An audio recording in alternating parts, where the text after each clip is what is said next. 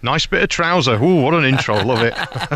I'm good, thanks. What's it like being you right now? You're on the biggest tour in the country with the world's most famous comedian, Peter Kay. You've got a top album out, the single out. It's going well, isn't it? I'm having a good time at the moment. I mean, I'm a big fan of Peter's, and it was a really great thing to open up for him. He, he's a really nice fella. He makes you feel really comfortable. I've done a couple of things with him before where I've, sung at a different event, a charity thing where he was the compere. And no, it's really good. And it's nice to have a new song on the radio, And we've been playing it virtually every single day. It's going really well. And it's not easy, is it, to find the right recipe? Because you don't want to be cheesy or looking back. It's a very contemporary record. Yeah, well, I wrote the song with a good friend of mine called Andrew Frampton, who used to play piano for me years and years ago, and we remained really good friends, and we go on holidays together with our families and stuff. So it's been really nice to actually do some songs with like buddies, you know what I mean? People who I regard as real close friends and stuff. It doesn't feel that kind of forced, you know what I mean? So it's been a nice way of doing it, and he's got his finger on the pulse because he's producing hit records all the time. That's what he does for a living. He's a big songwriter, producer, so it's worked out well. Can I take you back to your heyday in the 80s and Absolutely. what it was like being you? How showbiz was it on a scale of 1 to 10? About 2. Really? Yeah, I wasn't really. I mean, I didn't really. I went to certain parties and certain things because it was part of the job, really. But most of the time, I wasn't really bothered. I mean, I know it probably sounds really boring, but I did an awful lot of travelling. I went to some great places, and did a lot of cool things, I guess. But after doing it for a while, and you become a bit of a pig on a skewer, and you get invited to a lot of these things so that they can get you to be introduced to whoever and do this and you just want to go out with your mates. A lot of the time I used to go out for dinners with like the guys who ran the record companies, the managing directors of the companies who were all 20 years older than me. I wanted to go out with the girls on reception. Do you know what I mean? I wanted to go and have a bit of fun, So, I don't know, after a while, you just end up going and having tea and toast and going to bed, do you know what I mean? Because it's, I know that sounds really boring, but it's true. Because I'd rather go out with my friends and do stuff than, you know what I mean, be in Belgium going out with the head of the record company to somewhere he wants to go to, do you know what I mean? So, I don't know, really, it was just, Is music a bit like being a grandparent where it's more fun the second time around? You can kind of keep it in perspective and you know what's going to happen and you get the deal. The first time around, of course, it's all new and you can get wrapped up in it. Yeah, I mean, I definitely think I had a great time, to be honest, back in the 80s and stuff. And, I don't regret any minute of it at all. But I think that because I did kind of pack it all in and I wasn't really ever going to do it again, I got tempted out of retirement to sing my old 80s hits a few years ago, and I always said no to it for years because I just didn't fancy it. But, I've got an 18-year-old daughter now, and I've been there for her, and I'll still be there for the rest of her life. But, I mean, I kind of feel at the moment that it's nice to be doing other things, and she's really busy doing what she's doing, getting on with her life. And so I think second time around, I kind of appreciate it more this time. I think I was in such a whirlwind the first time that when people said, Never Gonna Give You Up is our tune, or, we had When I Fall in Love, your version as our wedding song, I kind of said, oh, thanks, that's nice, but I never really got it. And now that I've had a life of my own, I kind of appreciate it a bit more, you know what I mean? So it's nice to sing those songs again. But then again, I haven't been doing it for 10 or 15 years, so maybe if I'd been doing it every weekend, I'd be bored to tears, but I get a thrill out of it now, so...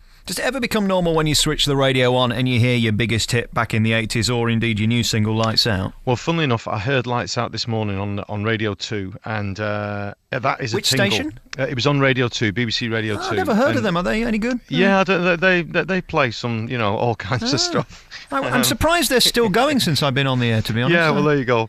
And I've got to be honest, it's nice, it's a tingle. There's no doubt about it. It's a funny thing, because obviously, I do hear my old stuff occasionally on the radio and stuff, and that's nice. Don't get me wrong; it's nice to be remembered. But to have a new one out there, it's good, And listen, I don't know what's going to happen with the whole thing, but I'm enjoying it. I'm enjoying making the album and stuff, and I think that is. That's half the battle, isn't it? You've just got to get up in the morning and do something that you enjoy doing. If you've done that, then you've won in life, you know what I mean? I know this summer you're going to be doing those Here and Now tours again, which is you and a load of other people. But when you're stood on stage at these massive arenas like MEN with Peter and it's all about you, very few people get the chance to entertain that number of people by themselves. I find herbal tea works. Rock and roll. Yeah. No. Well, to be honest, the Peter thing was a funny one because obviously the people have come to see him, and I'm fully aware aware of that fact, and it was a surprise. He didn't let anybody know, so that he sold the tickets in minutes, I think, you know what I mean. They came to see him. I was just there to warm them up and have a bit of fun, and I saw that as my role, and I did that, and I enjoyed it. I put together a little Manchester medley as well, big songs from Manchester from different decades, and sang obviously some of my hits and stuff, and sang the new song. And I just had a bit of a grin with it. I had a bit of fun with the audience. I told all the fellas, I said, look, I'm on for half an hour. If you don't fancy it, go and get yourselves a beer. Peter will be on it later. And I just had a bit of fun with it. And when I do the Here and Now stuff and the different shows that I'm going to be doing through the summer with other guys from the 80s, I think, we all know who we are. We've all been there and done that, tick that box. So we can all do it with a bit of... we can do it with a bit of a lighter attitude, to be honest. And, I like watching some of the guys perform because it brings back a lot of memories for me. I've done various gigs with different people who, they were having hit records a few years before me, some of them. And it kind of, they're part of why I got up on a stage in the first place. You know what I mean? So it's a nice thing. It's a trip down memory lane. Yeah, it's a bit, it's a nostalgia thing as well, obviously. And I can sort of see why people could see it as a bit naff at times. You know what I mean? Why do you want to go and listen to all those old songs? But I'll tell you, when you're there, it's good fun. If you can leave the chip on your shoulder or the ego at the door or whatever you want to call it, it's a good fun thing to do. I never got the impression you tried to be cool. I always felt that you just did what you did and got on with it. And therefore, if you're not trying to be cool, you can't go out of fashion.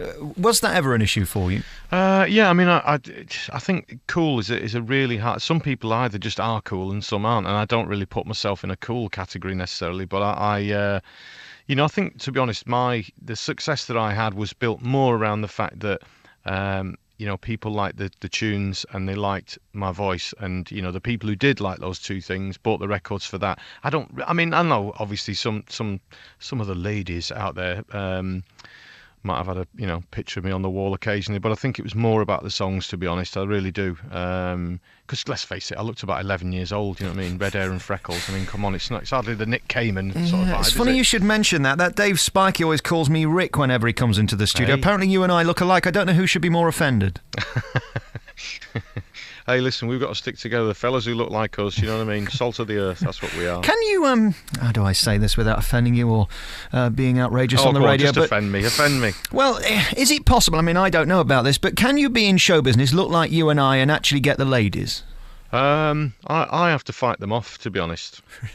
I do. I have to fight them off. It's terrible. It's embarrassing, do you know what I mean? I say, put it away, love, stop it. Oh, it's terrible. Where do you go from here? I mean, what would be next for you that could be bigger than this? Because you're on the #1 tour. You've got a great single that everybody's playing. Where do you go from here?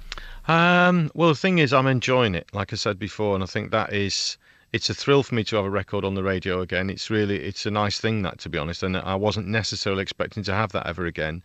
I do gigs in different parts of the world as well and do a bit of travelling, which is always really nice. You know what I mean? I went to South America last year and I was in Canada, and I went to the Far East a bit and stuff, and I've got to be honest, that's something that's really still a big thrill, because you're on the other side of the world and thinking, these people know the tunes. I know that sounds a bit naive after all these years, but it is a weird thing that at times, you know what I mean? You get off a long haul flight and they know the tunes there as well, and it's kind of that was always a thrill, to be honest. I loved going to America. I absolutely loved it, because we all grow up with America in our lives on the TV and the radio and everything. And to be there and think, well, I've stood on some of the stages that Frank Sinatra stood on. Do you know what I mean? Yeah. Stuff like that. That's. I don't know. I mean, I still regard those things with some of the highlights, to be honest. I've played at Radio City in New York City and done some of those things, and I just think that I don't know. They're the really good things that I look forward to at times. And yeah, I think doing the thing with Peter as well, just a month or so ago. I'm a big fan of his anyway. And to be literally being introduced by Peter Kay while he's pinching my bum just before I go on stage, those are the things that I'm going to remember when I'm old and grey. You know what I mean? I'm just going to make a note of that. Peter pinched Rick Astley's bum. I pinched his as well a couple of times, to be honest. But, I think you've got the bigger job, if you know what I'm saying. Hey, now then, steady. Rick Astley, thank you for talking to us. Thank you. Thanks for having me.